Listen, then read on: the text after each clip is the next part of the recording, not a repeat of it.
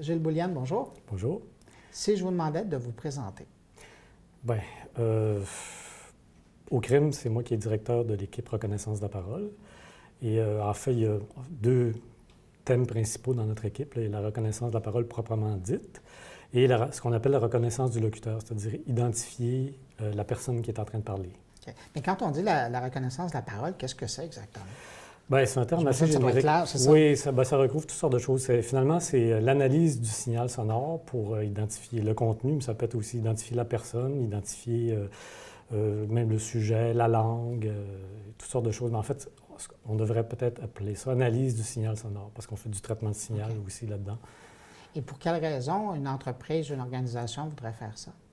Bien, en fait, de nos jours, évidemment, dans tous les domaines, on est débordé par l'information, mais l'information sous forme de documents audiovisuels, il y en a de plus en plus. Puis si on cherche un document audiovisuel par son contenu, par ce qui a été dit à l'intérieur, bien, on n'a pas d'autre moyen qu'utiliser la reconnaissance vocale pour faire ça. C'est vraiment... Est-ce que ce sont des...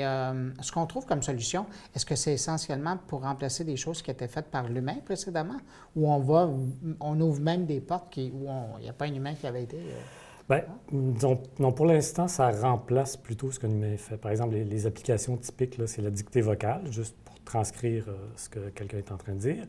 Il y a aussi l'indexation de contenu dont je parlais. Mais ça ne remplace pas l'humain, mais ça démultiplie ses capacités. C'est-à-dire qu'une personne, au lieu de passer une heure à écouter un fichier audio, va pouvoir passer juste quelques secondes puis être sûr d'identifier les endroits qui l'intéressent. Quand vous regardez un projet, qu'est-ce qui le rend intéressant à vos yeux? Bien, c'est la difficulté de le résoudre. En fait, c'est le défi que ça représente. Oui. Parce qu'en général, on a des technologies qui fonctionnent dans certains cas particuliers. Et chaque fois qu'on a un nouveau projet, bien, c'est des nouvelles données dans un nouveau domaine, des vocabulaires qui ne sont pas connus. Il y a toujours des problèmes spécifiques. Et c'est à chaque fois qu'on a à résoudre ces nouveaux problèmes-là. C'est ça qui est intéressant. Je serais curieux d'abord de savoir, vous, votre parcours académique, avant d'arriver au CRIM, c'était quoi? Oui, bien en fait, j'étais ingénieur. J'ai commencé à travailler, j'ai fait mon bac en génie au Saguenay, génie des systèmes, qui est quand même une spécialité un peu particulière, là, mais qui est plus générale que génie électrique ou génie civil. Et puis, j'ai commencé à travailler comme ingénieur, mais ça me plaisait plus ou moins. Ça fait que je suis revenu étudier à Montréal à l'INRS. Donc, j'ai fait une maîtrise sur la reconnaissance de la parole. Et j'ai trouvé des emplois dans le milieu académique au début, pendant quelques années, au département de linguistique à l'UQAM. Et bien, finalement, l'INRS Télécommunications m'a permis de vraiment commencer une carrière de chercheur. Et ça s'est continué. Jusqu'en 1998, je suis venu au CRIM. M. Boulian, si je vous ramenais sur le terrain des vaches très concret, à un étudiant à l'INRS ou à la Polytechnique qui regarde cette entrevue-là puis se dit « Moi, j'aimerais ça aller travailler avec eux », ça lui prend quoi comme formation? Comment il peut arriver un jour à... OK, oui.